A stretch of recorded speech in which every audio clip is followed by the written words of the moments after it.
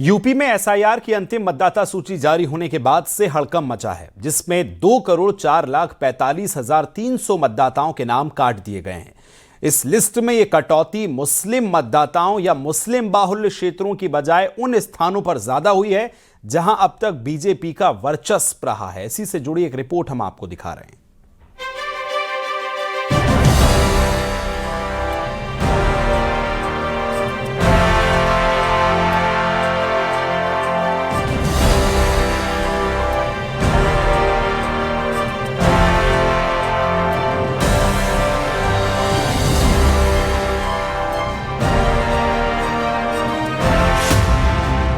UP में जारी SIR की फाइनल लिस्ट पर गौर करें तो बीजेपी के वर्चस्व वाले बड़े शहरों में वोटर्स की संख्या में 20 से 23% की गिरावट आई है, जबकि मुस्लिम बाहुल्य जिलों में वोटों की कटौती का प्रतिशत सिर्फ 9 से 11% के बीच रहा है। यानी मुस्लिम बाहुल्य जिलों में अपेक्षाकृत कम वोट कटे हैं। सहारनपुर में 10.48, मुजफ्फरनगर में 10.38, शामली में 10.93, मुरादाबाद में 10%, अमरोहा में 8.92%, आजमगढ़ में 9.46%, मऊ में 11.53 और गाजीपुर में सिर्फ 10.89% वोट कटे हैं। जबकि बीजेपी के वर्चस्व वाले शहरों में शामिल राजधानी लखनऊ में सर्वाधिक 22.89%, गौतम बुद्ध नगर में 19.33%, कानपुर नगर में 19.42, अलीगढ़ में 13.81, मेरठ में 18.75, गाजियाबाद में 20%, आगरा में 17.71 और शाहजहांपुर में 17.90% वोट कटे हैं।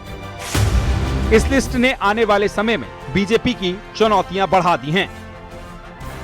विपक्ष ने पूरे प्रक्रिया के दौरान नकारात्मक भूमिका निभाई।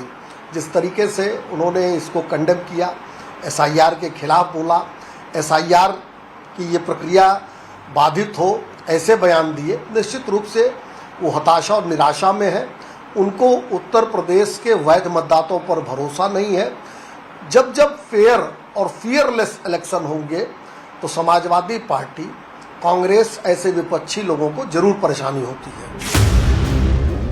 डिप्टी सीएम ब्रजेश पाठक की सीट लखनऊ कैंट से करीब 1.25 लाख नाम कटे हैं, जबकि पिछले चुनाव में वे करीब 39,000 वोट से ही जीते थे, यानी जीत के मार्जिन से 3 गुना नाम कट गए हैं।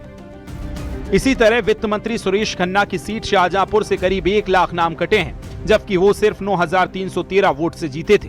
2022 में चुनाव में करीब 2.15 लाख वोट से जीतने वाले सूचना प्रौद्योगिकी मंत्री सुनील शर्मा की साहिबाबाद सीट पर सबसे ज्यादा 3.16 लाख वोट कटे हैं।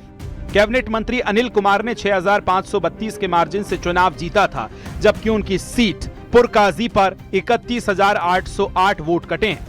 इसी तरह एमएसएमई मंत्री राकेश सचान ने भोगनीपुर सीट 11,893 वोट से जीती थी, जबकि वहां 40,086 वोट कम हुए।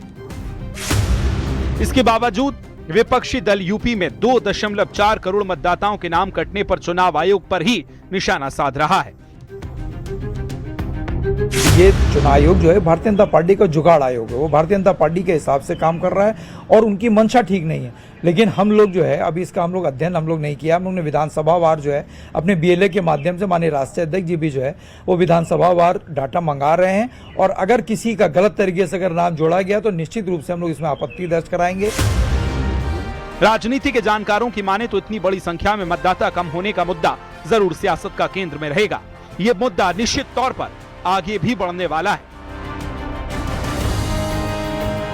बहरहाल ये तो तय है कि इस कटौती से राजनीतिक दलों की स्ट्रेटेजी पर भी असर पड़ सकता है।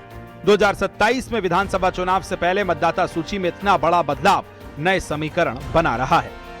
हालांकि बीजेपी ने इस दौरान एक बड़े अभियान को चलाया, जिसके बाद कुछ संख्या में नाम बढ़े भी, लेकिन कटने की जो संख्या है वो एक बड़े स्तर पर है, और अधिकांश जो वोट कटे हैं वो बीजेपी बाहुल्य जिले और विधानसभाओं के लिए हैं। ऐसे में अब देखना ये होगा कि बीजेपी अपने इस नुकसान की भरपाई आने वाले दिनों में कैसे करती है। कैमरामैन गोपी गिरी के साथ राजीव प्रताप सिंह, न्यूज़ 18 लखनऊ। लखनऊ में कांग्रेस पार्टी के द्वारा प्रदेश स्तरीय अधिवक्ता सम्मेलन का आयोजन किया गया। महात्मा ज्योतिबा फूले की जयंती पर केसरबाग स्थित गांधी भवन में कांग्रेस की लीगल टीम से जुड़े अधिवक्ता, सदस्य और कार्यकर्ता शामिल हुए। कार्यक्रम में मुख्य रूप से राज्यसभा सांसद अभिषेक मनु सिंघवी, उत्तर प्रदेश के प्रभारी अविनाश पांडे, पूर्व केंद्रीय मंत्री सलमान खुर्शीद, प्रदेश अध्यक्ष अजय राय समेत बड़ी संख्या में कांग्रेस पदाधिकारी शामिल हुए। दलित और पिछड़े वर्ग को साधने के लिए सभी राजनीतिक दल पूरी ताकत झोंक रहे हैं। आज महात्मा ज्योतिबा फूले की जयंती के अवसर पर कांग्रेस पार्टी की ओर से लखनऊ में 2 बड़े आयोजन किए जा रहे हैं। कांग्रेस पार्टी के ओबीसी प्रकोष्ठ देश भर में फूले जी की जयंती मना रहा है। इस वक्त हम केसरबाग के गांधी सभागार में मौजूद हैं, जहां पर अधिवक्ता महासम्मेलन का आयोजन किया जा रहा है, जहां पर बड़ी संख्या में कांग्रेस के नेता हैं, वो यहाँ पर मौजूद हैं। अजय राय आपको मंच पर दिखेंगे, सलमान खुर्शीद जी आपको मंच पर दिखेंगे और तमाम कार्यकर्ता और अधिवक्ता जो प्रदेश भर से यहाँ पर आए हुए हैं और लगातार चुनाव को लेकर और कांग्रेस पार्टी के जो तमाम मुद्दे हैं उन पर लगातार चर्चा हो रही है। हापुड़ में महात्मा ज्योतिबा राव फूले की जयंती के अवसर पर एक भव्य कार्यक्रम का आयोजन हुआ, जिसमें उत्तर प्रदेश सरकार के मंत्री सतपाल सैनी मुख्य अतिथि के रूप में शामिल हुए। ये कार्यक्रम सदर विधायक विजयपाल आड़ती के आवास पर आयोजित हुआ। कार्यक्रम के दौरान 50 स्कूली छात्राओं को साइकिलें वितरित की गई।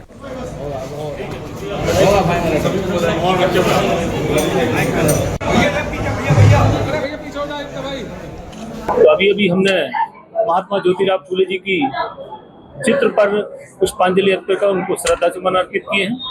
बाबा साहब की भी प्रतिमा चित्र लगा हुआ है, माता सावित्रीबाई फूले जी का भी चित्र लगा हुआ, उनको भी हमने पुष्पांजलि की है। तो आज वास्तव में देश के महान समाज सुधारक थे, उनकी जयंती का कार्यक्रम था। इस अवसर पर माननीय विधायक जी ने बालिकाओं को जो पहले से सोच रखा था कि आने जाने में उनको परेशानी पड़ती है, तो साइकिल उनको चिन्हित करके सूची करके आज साइकिल भी दी है। सामाजिक कार्यों से कभी भी माननीय विधायक जी पीछे नहीं हटे। संत कबीर नगर में मजदूरों की पिटाई का वीडियो सामने आया, जहां ईंट भट्टे पर काम कर रहे मजदूरों पर बदमाशों ने हमला कर दिया। ये मजदूर अपने साथियों के साथ भट्टे पर काम कर रहे थे, तभी गांव के ही करीब 15 अन्य अज्ञात लोगों ने उन पर हमला बोल दिया। हमलावर लाठी डंडों से लैस थे और मजदूरों को घेर कर बेरहमी से पीटना शुरू कर दिया। इस हमले में एक मजदूर गंभीर रूप से घायल होकर मौके पर बेहोश हो गया, जिसे खलीलाबाद सीएचसी ले जाया गया, जहां हालत नाजुक होने पर उसे अस्पताल रेफर किया गया है। बदमाशों ने भट्टे पर खड़ी ट्रैक्टर ट्रॉली को भी गड्ढे में धकेल कर क्षतिग्रस्त कर दिया है और मजदूरों को दोबारा काम पर नहीं आने की चेतावनी देते हुए जान से मारने की धमकी दी है।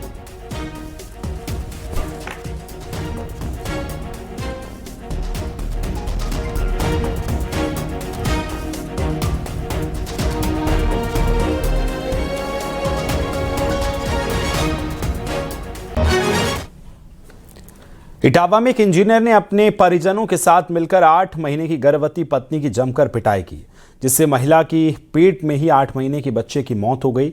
इंजीनियर विपुल यादव गुजरात की एक कंपनी में तैनात था। आरोपी के मुताबिक उसने क्रूरता की सारी हदें पार करते हुए गर्भवती बीवी को इतना पीटा कि 8 महीने का गर्भ पेट में ही मर गया। मायके वालों ने महिला को निजी अस्पताल में भर्ती कराया। ऑपरेशन के बाद मृत बच्चे को महिला के पेट से बाहर निकालकर उसकी जान बचाई गई। पति, सास, ससुर और ससुराल के कुछ लोगों पर दहेज के लिए मारपीट करने का आरोप लगा है।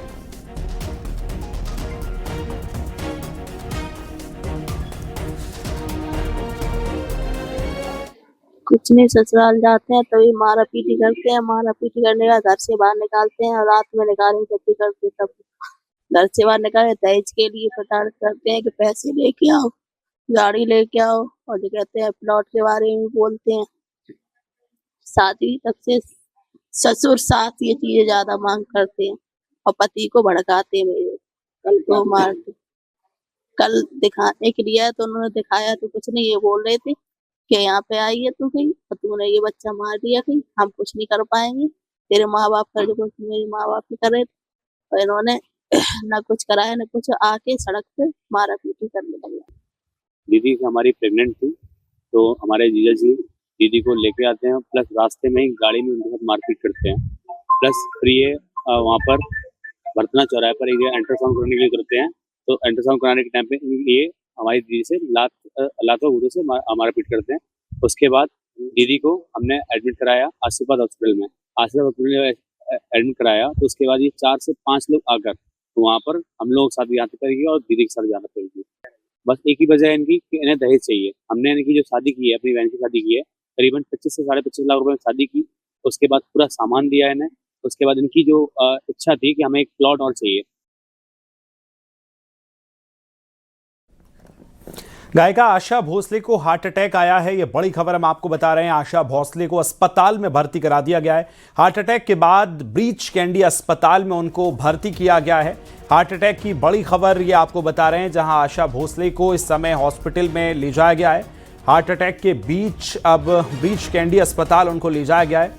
आशा भोसले को हार्ट अटैक के चलते अस्पताल ले जाया गया है।